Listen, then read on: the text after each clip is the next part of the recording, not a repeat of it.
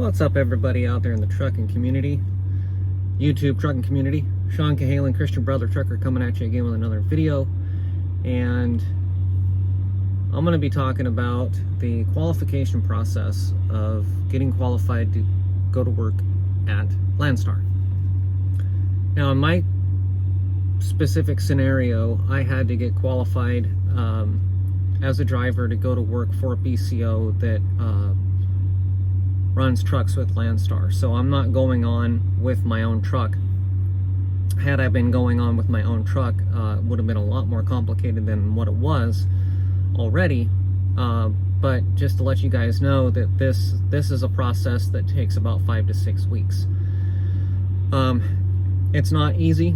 It's not simple. And there's a lot that you got to go through, a lot that you have to do on your own that you don't normally have to do when you are going to work for a big mega fleet carrier.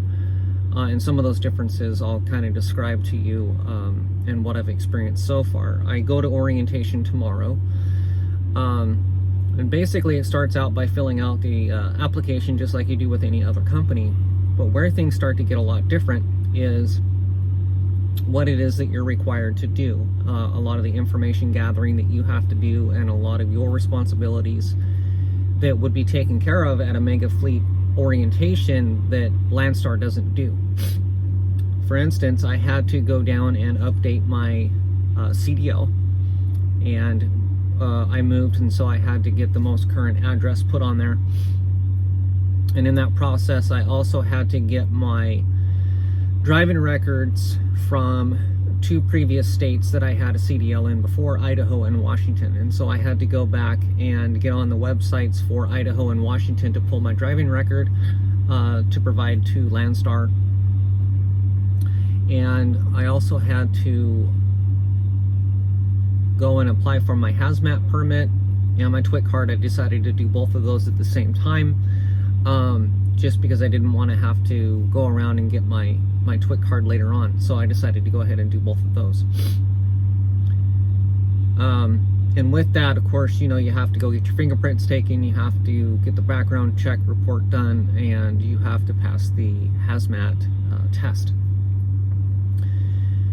So through that process, it took me quite a bit to get that stuff done. And then I also had to go down and take a physical, a DOT physical. That's normally something that would be done at orientation with a big mega fleet. That normally when you go to orientation at a mega fleet, they will do the UA and they will do the DOT physical on the first 2 days that you're there at orientation, on top of all the other stuff that they do. Landstar doesn't do or pay for any of that stuff. That's all up to you to get that done. So I had to get the medical certificate done, the DOT physical, and I had to provide all the proof that that was done. And then last week I had to go down and take a pre-employment drug screen. Again, that's something that's normally paid for and done by a company, but you know, when you go to work at Landstar, all of that stuff and all that responsibility is totally on you. So that's part of the reason why it takes so long. And they do background reports, and they do past employment verifications. And so all of that stuff is done by third-party companies. I think the company is owned by Landstar, but I'm not sure. But anyway, the process just takes quite a bit longer when you're getting ready to go to work for Landstar. So if you're thinking about going to work for Landstar, or if you're going to go to work for a BCO at Landstar, the pre-qualification process as a driver is going to be the same. It's going to be about 4 to 6 weeks before you can go and set foot in orientation. So if you put in your application and you jump the gun and quit your job, just know that that's probably not the right move. I stayed on at my current job right up until I am going into orientation. So be aware that you might want to not quit your job right away. Anything that you can take care of while you're still employed, make sure you do that. Just you know, work your scheduling around being able to take care of what Landstar needs to have done when you go home. And that's the way I did it. I made sure and took my home time during the weekdays, so that I can run around and take care of this stuff while I was on my home time. So Yeah, one of the lengthier processes of getting approved for a carrier. I don't think I've ever experienced anything quite like it before. So it was new. A lot of it was very confusing, and trying to get all this stuff taken care of in a timely manner in a hurry when you only have a couple of days off at home to take care of all this stuff can be quite hectic, and all of that. And when you go to apply for your hazmat right now, they say it takes like 4 weeks. Well, I'm almost 6 weeks into getting my background done, and it's still not done. So expect that to take quite a long time if you're going to get a hazmat endorsement, and you need to have the background, pre-clearance, universal enroll, all of those qualifications and background checks done by by the U.S. government. They are extremely short-staffed right now, and so they're behind a lot. So I'm still waiting on that to come back, and I started that process almost six weeks ago. So, but I have all the other stuff done. So I passed the test, I did the fingerprints, and all of that stuff. So as soon as that background check comes back, I can run down and have the endorsement put on my license. So I'm in the final stages of that. So because I'm going to work for a BCO, I'm going to be doing the express orientation, which is 1 day, and then I'm going to go over to West Virginia and do, I think, 2 to 3 days of orientation for Blue Ribbon Logistical Solutions, which is the BCO that I'm going to work for at Landstar. So if you were to try to bring on a truck, if you were coming on as a BCO with your own truck, you would have truck qualification processes that you would have to go through. You'd have to get the truck inspected, and you know, there would be a whole bunch of stuff that you would have to do in order to get the truck qualified, to get the truck ready to go, on top of the driver, the driver, and getting yourself approved. And so it would also require another day of Landstar orientation for operations. But because I'm going to work for a BCO, I'm not going to have to go through that. I'm going to be doing a different orientation process, which is actually a little bit lengthier, but so I will be taught a lot more than what you would receive at Landstar. Blue Ribbon Logistical Solutions, Chris Polk and Larry Long is who I'm going to be running for. They are the owners of Blue Ribbon Logistical Solutions. They've been awesome in this process. They've been very informational and very forthright, and they've done everything that they said that they're going to do. And I'm starting to get really excited to start this new venture. They are actually coming over here to Indianapolis, where I'm going to be doing the orientation process, and they're going to be at orientation with me to walk me through it and help and make sure that I get over to West Virginia, or to Virginia. I can't remember if it's West Virginia or Virginia, but that's where I'm going to go through their orientation process, and that's where I'm going to get the truck and all of that. And so I should be dispatched by the end of this week, probably Sunday.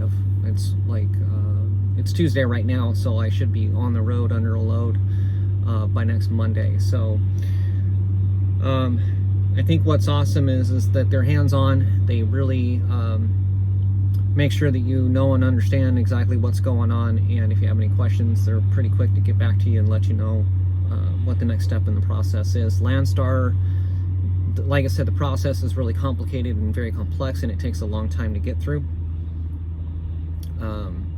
People call it the gauntlet, that you're getting through the gauntlet to get approved, to get on, and they were right. It's taken a long process to get this done, but it's finally I'm all approved and ready to go.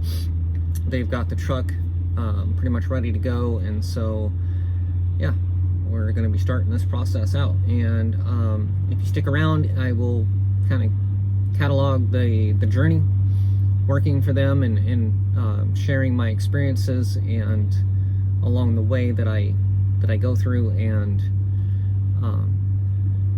see how it goes, and I'll keep you guys appraised of what's going on. So that's pretty much it. That's a new venture. I'm going to be making another video where I'm going to review Pascal Truck Lines, which is the trucking company that I've been running for for a year, about a year and 1 month. I worked for them for 6 months, went over to Melton Truck Lines. So I worked 6 months at PTL. I went over to Melton because I wanted to go back to flatbed. Absolutely hated that company, and then turned around and came back to PTL and ran for PTL for another 7 months, so that I could go on to Landstar and work my way towards truck ownership and learning the business aspect of things. So Pasco Truck Lines has been a really good company. They've been consistent, they've been solid. But within the first 6 months, I had some issues. I had 5 trucks. Yeah, I went through 5 trucks. Every time a truck would break down or have an issue, they would very quickly pull me out of that truck and stick me into another truck, and then that truck would have an issue. And mostly emissions related, or traction control related, or automated transmission, or something like that, because these trucks are just so complex nowadays that if anything goes wrong with them, a sensor goes down or whatever, it's got to go to the shop, and as a company driver, they just want to put you into a different truck as fast as possible. So that's what I did. I switched trucks like 5 times, and that's one of the reasons why I left. And then when I went over to Melton Truck Lines, I had 2 trucks. I started out with an older Kenworth, and they put me into a brand new Peterbilt. So yeah, those are just some of the different experiences that I've had. Once these trucks get up to about 400,000 miles, these newer trucks, they start having a lot of problems, and they can shut you down for a while. If you're an owner-operator and you can plan on shutting the truck down for an extended period of time, take a vacation at the same time the truck's in the shop, getting you know, ran through front to back, and everything can be inspected and everything can be fixed that needs to be fixed, you can plan that out, have the truck in the shop, and take a vacation at the same time. But as a company driver, you really have no idea what you're going to be doing. If the truck has a problem, then next thing you know, they're telling you to switch trucks and keep rolling. So just some things to keep in mind of these newer trucks. When they go down, they got to go to a dealership, because the dealerships are the only ones that can do the warranty work on the trucks. And so it's part of the reason why I'm glad I'm going over to Blue Ribbon, is because they run older trucks that are paid off, and they don't have a lot of the emission control stuff on them. They're not as, you know, advanced with the all of the sensors and electronics. They have manual transmissions. I know how to drive a manual transmission, and so some of the things I'm really looking forward to getting back into an older truck that doesn't have all of these electronics and stability control and bells and whistles and dings and bongs going off all the time. I'm really excited for that. So stick around, and if you like this video, please like and subscribe and share. And I'll be making another video where I'm going to review the company that I'm with right now, and then I will also be cataloging my journey into Landstar and going to work for Blue Ribbon Logistical Solutions. So thanks for watching. Have a great day.